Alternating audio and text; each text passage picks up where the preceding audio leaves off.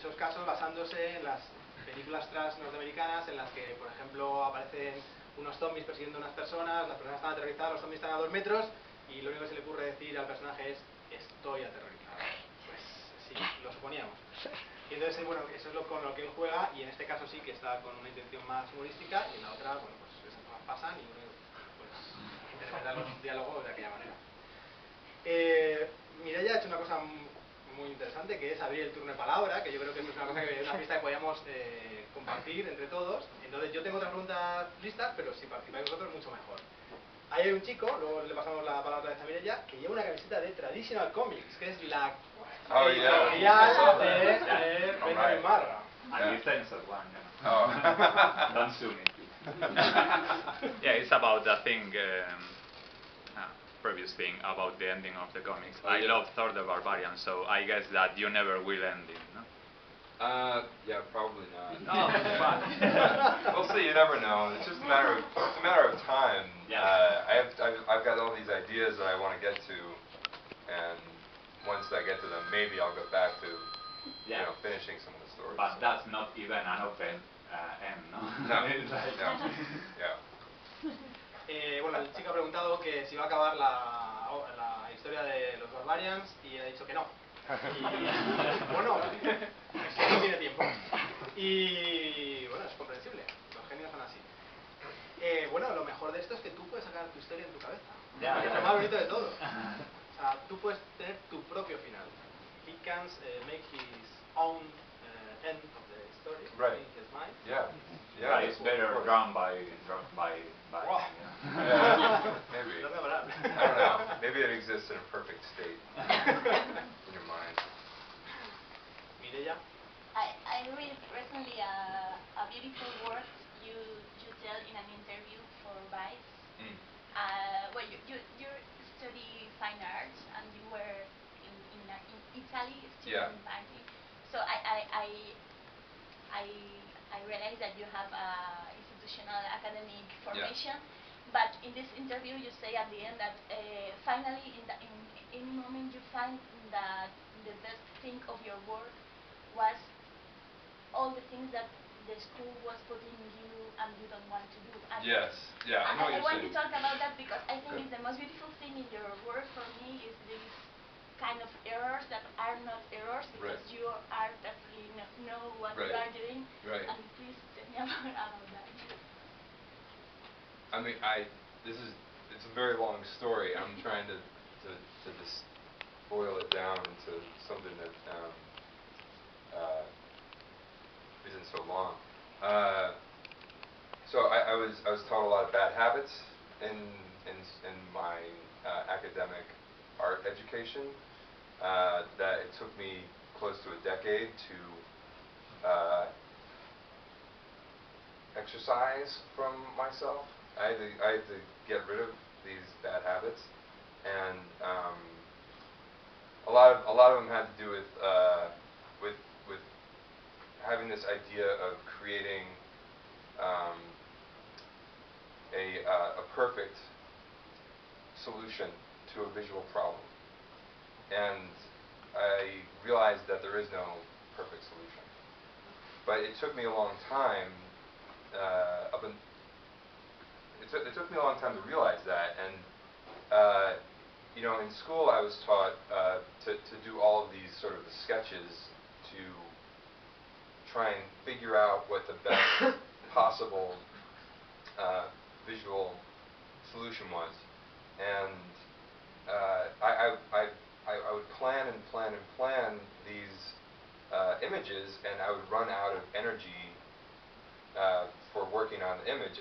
But I would finally arrive at what I thought was like the final solution, and I would prepare to execute it, and you know, you just sort of like lock up because you lose all this sort of it becomes almost like you're running you become a machine sort of. You lose a little bit of your humanity trying to do that. So I decided when I finished school that I would just start drawing with ink, and I would just start with like an eye, and I would just create a face, and then I would draw the rest of the figure, and it was just all sort of stream of consciousness, where I wouldn't plan anything out, I wouldn't pencil anything, and I would let the image sort of arrive. And because I was drawing with ink, I forced myself to accept whatever line came from the pen. And there's a disconnect between what you can imagine your image to be and it making its way through your arm and into your hand and down onto the page through your instrument. And a lot of the times those things are different. And it took me a long time to feel okay with that line that was imperfect and that I thought was wrong. So I forced myself to finish these images that I thought were mistake-ridden and wrong, and I realized that those mistakes, those things are actually what make my stuff different from other people's. That also makes who I am different from anybody else, and anybody from anybody else. There's this quote, and I don't know if I talked about it in the interview, that I think Picasso said, where everybody can try to draw a perfect circle, but we will all draw it wrong, but we will all draw it wrong differently. And that's not something that we need to correct. That's something that we need to embrace and think of as that's essentially your style. It's who you are. And that was a profound sort of thing for me to realize, because it was like, oh, I'm not perfect as a person, and I can accept who I am as a person, and all these things that I love, like exploitation movies and sex and violence, and they might be wrong, but I can still love them, and it's okay. So it was that was probably the most meaningful realization I had after school, and it was, in essence, a rejection of everything that I had sort of been taught. But I wouldn't have been able to move forward if I hadn't believed in that principle, because I wouldn't have been able to make comics. If you're a perfectionist, it's very difficult to make comics. You have to make hard choices with what you're able to create. You have to accept your limitations about what you're capable of. But that is secondary to the story itself. The story comes first, always. So yeah, it's still a long story, but I could talk about that forever. Me había preguntado que había leído en una entrevista que él había dicho que él tiene una formación ortodoxa y académica de arte, ha estado viviendo en Florencia, me parece, y hablaba sobre su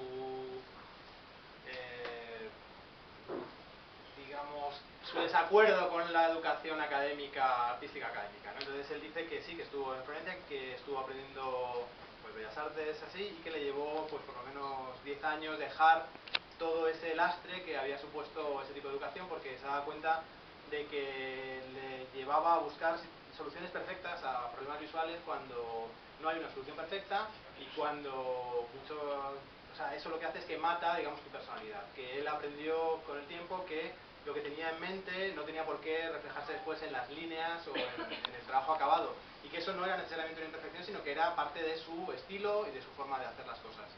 Y bueno, también está Picasso, pero bueno, en líneas generales es esto, y está muy contento con darse cuenta de que la imperfección es básica para seguir haciendo su arte, especialmente el cómic, porque dice que no cabe la perfección en el arte.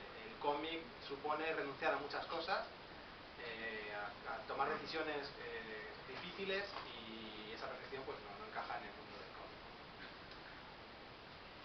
Más preguntas, fantástico. It's a question about your style. You've got a unique style, and the most of your work it's the same style, but you have works like Reaper and Friends, Yeah. or maybe this collective scene you made with Johnny Ryan and the college batch, you know, and more cartoonish. So is there any reason for that? It was like a tryout, or Yeah. you're gonna return to that style? Maybe not. Maybe not. I think all that was a particular deviation from like what I was normally like how my normal approach. But I think that each of my books is a little bit of an experiment with I'm sort of tinkering with the with either the tools I'm using or how I'm drawing it. And even though it might all look the same to me, it looks vastly different. That one in particular was very, very different. But yeah, I think of my the way that my comics look as the way an engine might sound, or the way a car might look with an engine. I can go in under the hood and tinker with it and make it adjust different things, and it might sound, but only I can hear the difference, but everybody else just sees the same car with the same sound going down the street. But that book in particular was I was trying to do like a Gary Panther, very, very fast, you know, funny animal book, just to see what it would look like and what it would feel like to draw. But I don't know if I go back. But a few people have really liked that story and want me to do another one. So I might. You just never know. So. In that line, you work too for I can't remember the name. Jack Kirby's Captain Victor or something like that, no? Who is that? Jack Kirby's Captain Victory, or oh, Captain Victory, yeah, Jack Kirby's, yeah. So you like comic book, or yes, yeah. And when you work for that kind of, when you do that kind of work, the approaching is different, or? Yeah. With that, it's weird because I find myself like tightening up more. I try to like make it a little bit more polished and refined. I think because of the context and because of the subject matter, I want it to be more like very, very mainstream looking comic. But sometimes that's a little bit of like self-consciousness creeping in, you know, and you just want it to be accepted, you know, by the writer and by other readers, you know, that might not be too receptive to the more avant-garde approaches. So.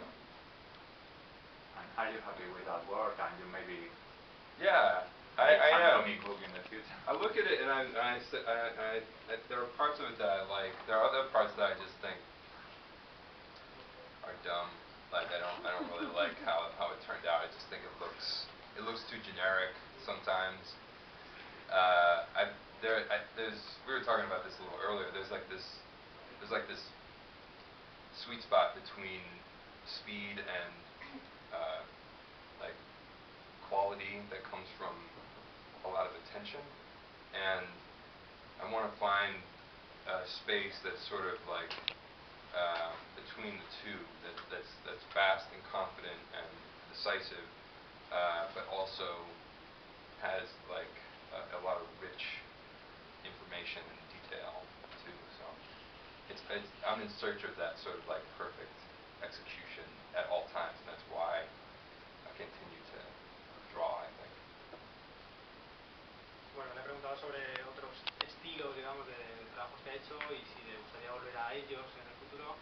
Ha dicho que no se encontraba muy convencido de ello, que son dibujos más en el estilo de para grandes audiencias o para ser más aceptado, y bueno, pues que más o menos no tiene pensado volver a esos trabajos en concreto, ¿no? Que prefiere seguir haciendo estas maravillas. ¿Más preguntas? So you mentioned that when you were developing your style, you stopped using the pencil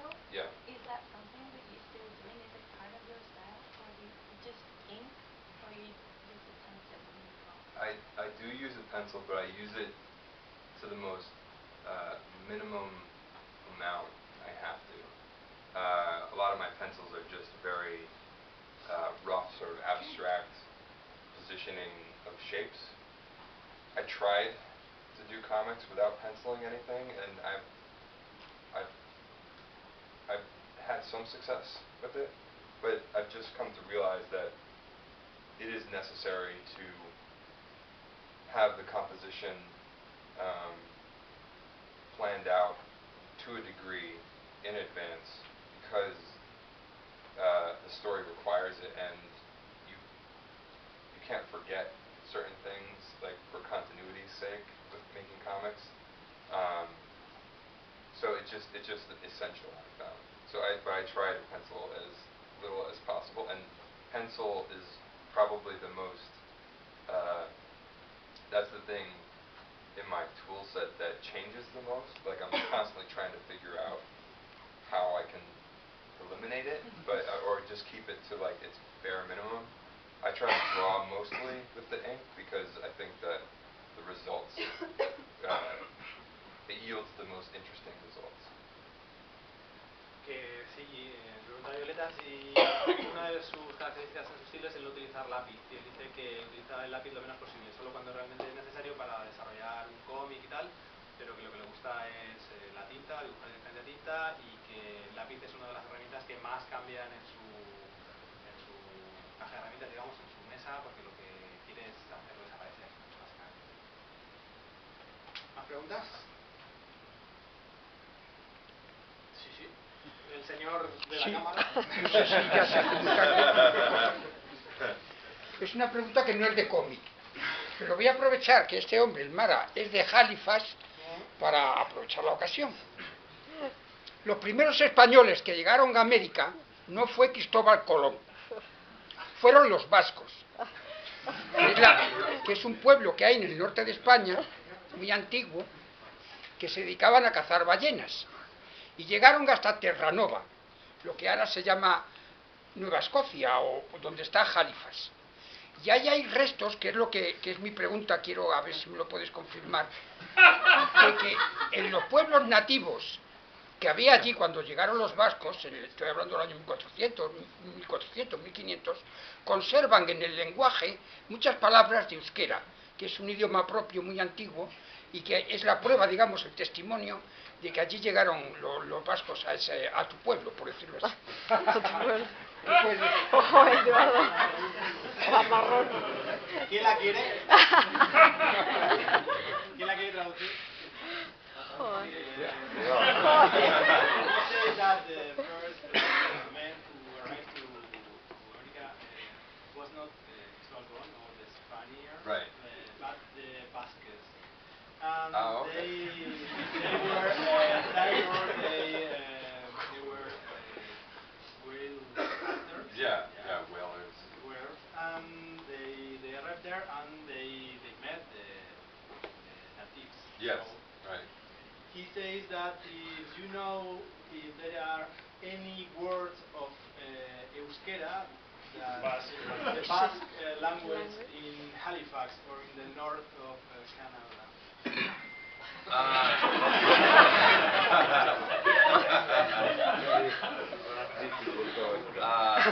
need to get back to you about that.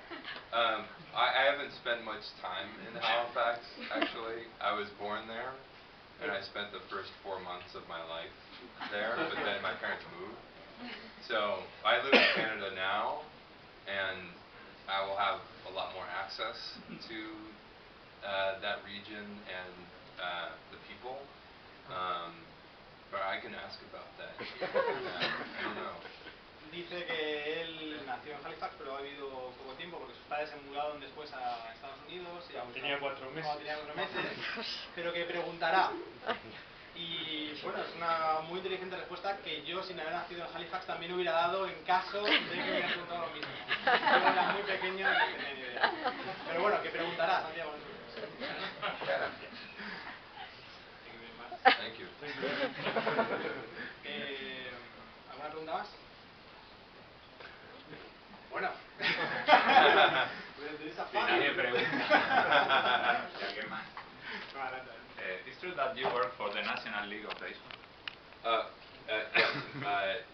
Major League Baseball. Well, okay. Yeah, yeah. It is the National League is one of the leagues within the major leagues. There's American and National, and that's the major leagues.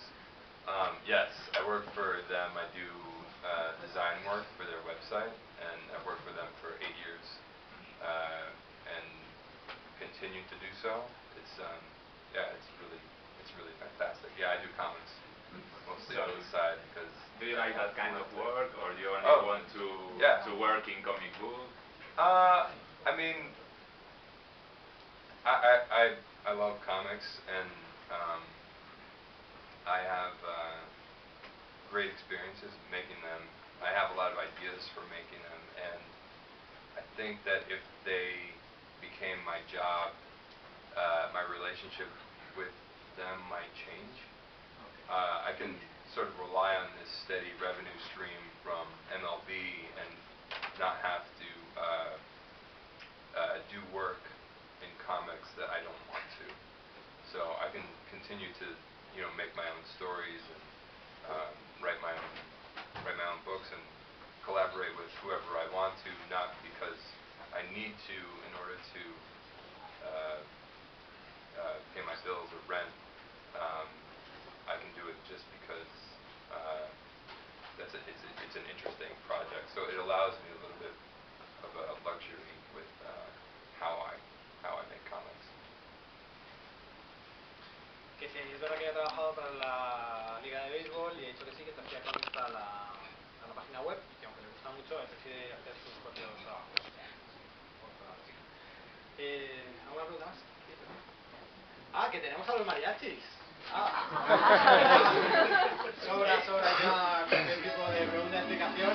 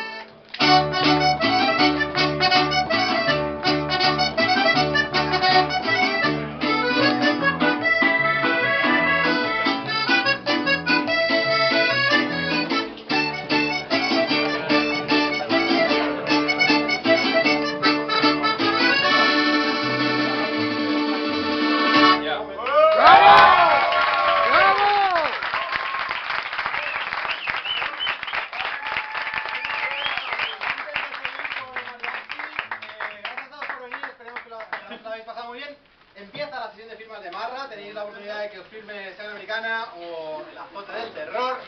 Y nada, pues vamos a